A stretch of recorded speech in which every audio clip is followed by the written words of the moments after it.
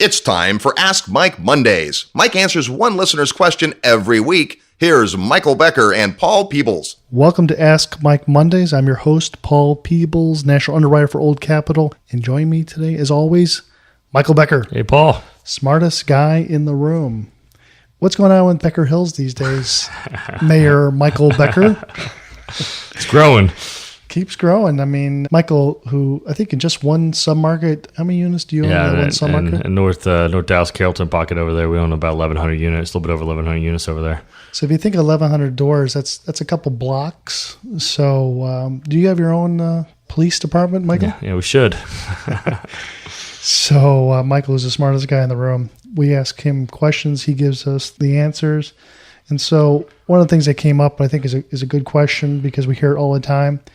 Michael, can you force the seller to keep their foot on the gas after you sign the sales contract? Sort of. When you sign the purchase sale agreement, or PSA is what we call it, in there is clause that they need to run the property in customary fashion and what they were doing before, and they had to sign leases, the market terms, etc.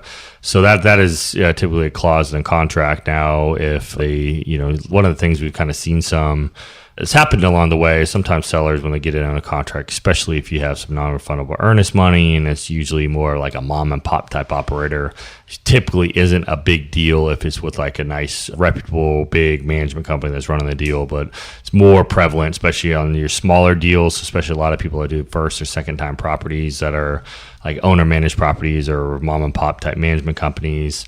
A lot of times that they'll come in and all of a sudden they'll just kind of take their eye off the ball a little bit, and the occupancy will go down, collection loss will go down. They'll just kind of just take their eye off the ball. Maybe the staff will quit, and then you're not getting work orders done, things like that. And that happens all the time. And the biggest problem with that, not only that you have to go and kind of clean up the mess a little bit, but really it can potentially impact loan proceeds. So especially in today's environment, when all these deals are getting, they're relatively tight when you're underwriting these deals, when you have some negative trends, your lender can come in and cut you back. They call what we call debt service constrained. So then as your income drops, the debt payments got to still be 1.25 debt coverage ratio, or your underwritten net operating income's got to be 125% of your debt payment. And if your NOI, the way they underwrite it, goes down, the amount of debt service you can support goes down. So what happens is they lower your loan amount, and then you got to bring more equity to the table. So those are some pretty big potential issues on these deals. So making sure you stress this on the front end. With the seller, they got to kind of put the foot on the gas, the importance of it, and then make sure that you close quick. So the time kills deals. The longer you take, the less organized you are. The more you mess around, the more likely this is potentially to be an issue. So time kills deals, especially in escrow, especially if you're not going to hire the staff. They tend to kind of take the eye off the ball. So go fast. That'd be my basic advice. Paul, you got any horror stories or anything you guys seen lately that have been some challenges around this situation? No, I'm just shaking my head up and down. I mean, I can't agree with you more. I mean, time kills all deals. But some of the things that we see, just like Michael has said, is that we cannot force a seller to give us better financials, but we can do some guidance. If we go under contract and our loan was based on past historical numbers, and all of a sudden we're under contract and we have a financing contingency on that deal, make sure you get a financing contingency if you can. Sometimes it's not available, but try to get a financing contingency, because that means that if they cannot give those same numbers or better, our loan dollars are going to get cut. So things that have seen, what Michael's talked about, is the staff, if they're not going to get picked up to go to the next buyer, go to you, they'll do things that they won't answer maintenance calls. They'll let stuff pile up, and all of a sudden you'll find out the tenants are jumping out of your building, or they won't collect money. So they just go in neutral for 45 to 60 days, and then we need those numbers to give you.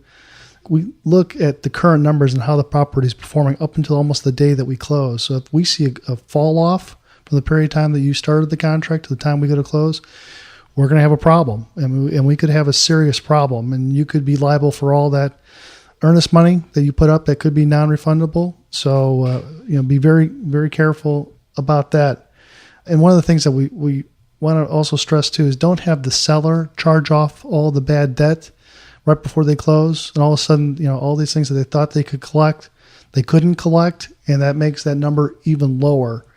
So that could be a serious, serious piece. So Again, we can't force the seller to do a better job, but you may find a way to have them incentivize the staff to stay on board, maybe pay them a bonus, maybe be part of the solution you put in the contract that if the staff stays on until the final day, you may give them a time and a half, two times, something to keep the numbers going strong on the deal.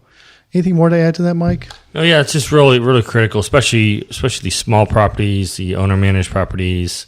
If you're buying a property off, like Greystar manages most apartments in the entire country. You buy a property that Greystar manages, that's likely not a problem.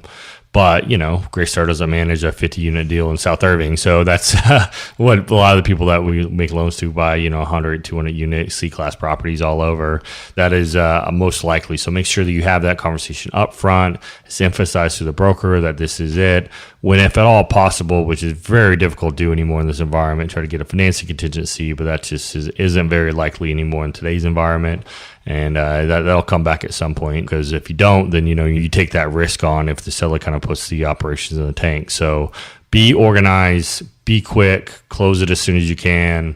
Time kills deals. You can get a fire. You can get, God knows what's going to happen on these properties. So the longer you wait while you're in escrow, the more likely you're going to have problems. So be quick, be organized, close fast. Time kills deals. Yeah, as Mike, who's a former banker for 13, 14 years, knows, who did a lot of training with one of the largest banks in commercial lending before he got into ownership, he kind of knows. So yeah. you want to really pay Time kills deals. Can't say that enough. Close quick. Close quick. So we appreciate some great feedback on that, Mike. You guys own 4,800 doors, but 10,000 tenants on the property. You have a great big bucket of investors that you work with. If anybody wanted to kind of know you a little bit better, kind of find out a little bit more what SPI does and maybe get involved, what's the best way for somebody to get to know you? Yeah, just the easiest way is just go to my company's website, which is www.spiadvisory.com. That's SPI, like spyadvisory.com. There you can find a bunch of information about us on the website, and on there's a contact form. You click on that and kind of give us your name and email, phone number, and send us a little bit of information. Make sure you mention that you heard us off the podcast, and then we'll follow back up with you guys and give you some more information on our company, and potentially even set up a call with me, and we kind of talk through a little bit. And that's the best way to really kind of reach out and start a relationship with us is going to www.spiadvisory.com. Or they can meet you at the Old Capitol Conference. Yeah, I'll be there. October the 5th at Addison Convention Center. Again, this conference is for B and C property owners or investors or managing members, somebody that wants to get into it or is in multifamily, just to get to know all the players in the Dallas-Fort Worth market. I mean, I've been a banker for 34 years, so I have a little bit of a Rolodex. So you want to get to know the people that I know, this is a great place to meet and network with a bunch of I think good folks. Yeah. We'll have a whole bunch of good people there. All the players, especially if you go to these other conferences that I go to all the time. Well over half of the people there are just talking about Class A, which new amenities you put in the 300,000 a unit brand new high-rise building in urban core, and which concierge service you have. And that's just not what we do. We do workforce housing and kind of housing by necessity, and that's really what we focus on, and what people that listen to this podcast primarily focus on. That's more attainable. It's kind of what the syndicators do, not what private equity Wall Street REIT firm and REITs do. So the brokers that sell this stuff, the management companies that do it, the people that own it, that's who's going to be there. That's who you kind of get networked with. And you never know. You can always find someone you can form a relationship with and end up doing deals with, or you can meet that broker you always wanted to meet that controls all the deals that they sell, and you get to it's a good way to meet them in person. And then next time you call them, you can reference, hey, we met at this the Old Capitol event, and you never know what's going to give you that little edge in a deal. And just people do business with people they know, like, and trust. And if you don't get out and meet them in person, then they aren't going to get a chance to know and like you and trust you. So going to events like this is great. It's pretty inexpensive. It's coming up. You only have a short time before the event is going to be here. So if you haven't already gone to oldcapitalpodcast.com, please go to their website, oldcapitalpodcast.com. On there, you can find out the information, buy a ticket to it. We're getting pretty close to sold out here on this event. So certainly encourage you guys all go there. We'll hopefully look forward to meeting you guys in person. That's great. That's the mayor of Beckerville, Michael Becker. we gotta pick Beckerville, Beckertown. We gotta pick one. Stick with it. All right, Mayor. All right. So Thanks for listening to the Ask Mike Mondays. That was Michael Becker. I'm Paul Peebles. Have a great day.